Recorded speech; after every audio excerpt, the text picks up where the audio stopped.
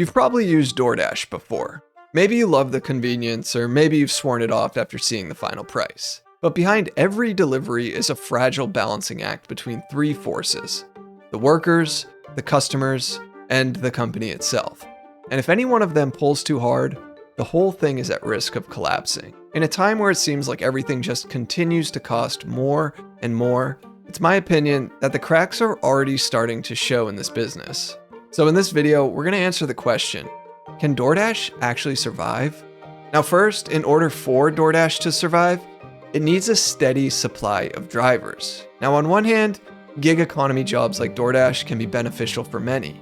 It gives them the flexibility to work the hours they want, whether that's a few hours on the side, or for some, potentially even a full-time job. But here's the problem. Many Dashers barely make minimum wage. And because they're classified as independent contractors, not employees of the company, they get no health benefits, no job security, and no real control over their earnings. DoorDash claims drivers can make up to $25 an hour, but those numbers are often inflated by promotions and selective data. In reality, earnings fluctuate wildly based on location, time of day, and how much the algorithm decides to pay on a given trip.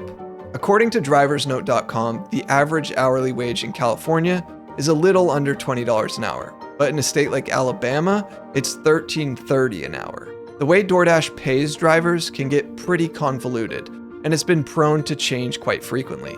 Dashers can choose a flat rate per delivery or lock in an hourly rate during their session, but this can also fluctuate based on many factors during the session. Now, Dashers do get to keep 100% of their tips, but this policy only came after the company faced backlash in the past for having a shady tipping policy where customer tips were essentially being used to subsidize base pay for Dashers. This resulted in DoorDash having to settle two separate lawsuits for violating consumer protection laws with the state of New York and Illinois.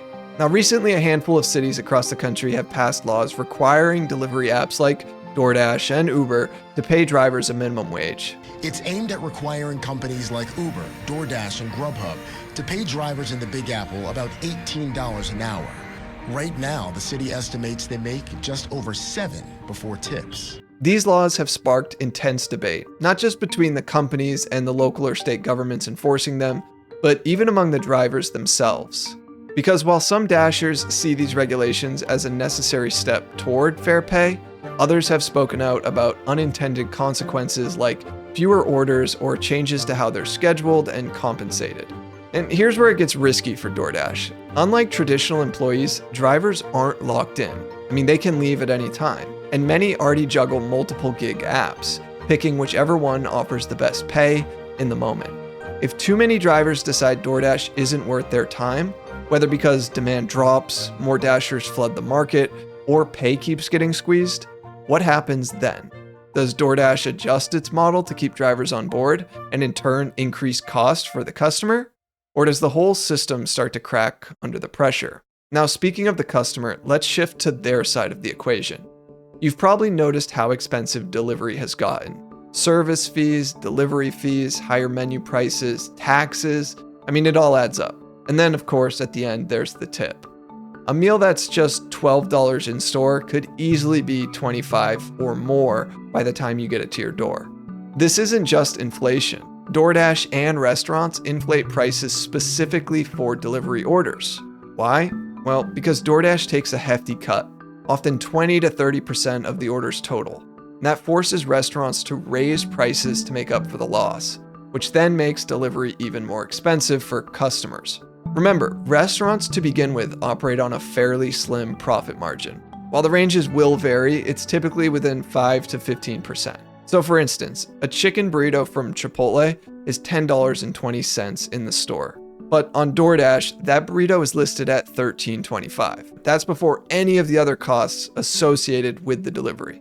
Now, DoorDash just announced they were partnering with Klarna, the buy now, pay later giant. And something about this screams unsustainable to me. If people are ordering their DoorDash with 4 interest-free payments, I think we have a problem. And customers are noticing the higher prices. I mean, after all, how could they not? Some are ordering less, some are switching to pickup, and some are just cooking at home instead to save money. So how much is the convenience really worth? I think that's the million-dollar question, or for DoorDash, the multi-billion-dollar question.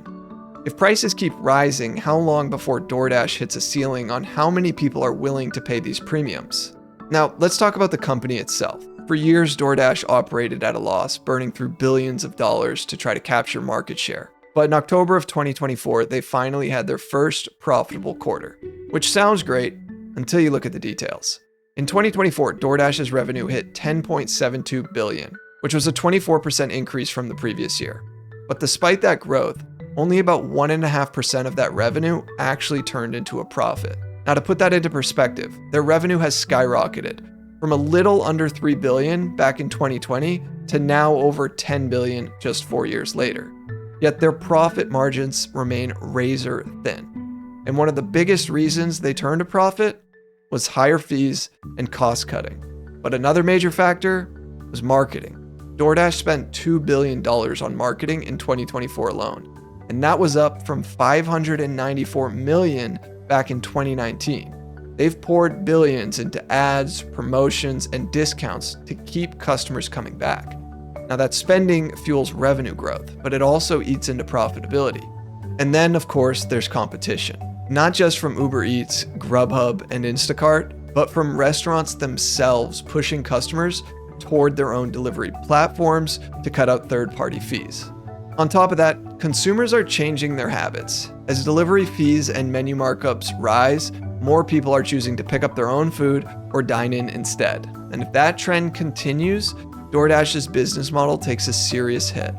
Operational costs are another huge challenge. Delivery logistics, driver incentives, and restaurant partnerships all require continuous investment. That means that if DoorDash wants to stay profitable, they need to find a delicate balance, keeping drivers happy, keeping customers ordering, and keeping investors convinced that they're on a sustainable path. And for now, investors have responded pretty well. DoorDash's stock has seen strong growth since it reached profitability, but it's still well off its all-time highs, which it reached back in 2021 when tech stocks were riding the pandemic boom. And the biggest question remains, was this a one-time profit milestone, or can they keep going?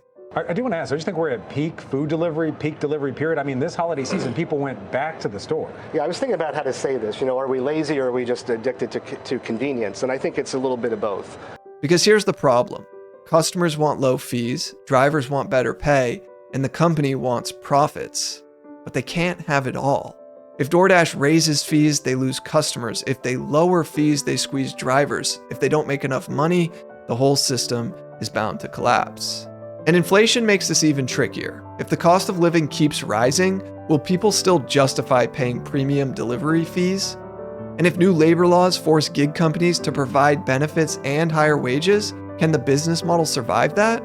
And what happens if the US goes into a recession in the coming months? Customers certainly will pull back on $25 burritos.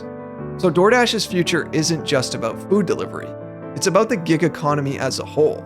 A model that relies on underpaid workers, rising fees, and relentless growth isn't necessarily built for stability, in my opinion. At some point, the costs will outweigh the convenience. And when that happens, the whole system could come crashing down. Now, if you want to learn about why dollar stores are far worse than you probably think, well, I covered it in this video here. Go ahead and check it out next. Thanks for watching.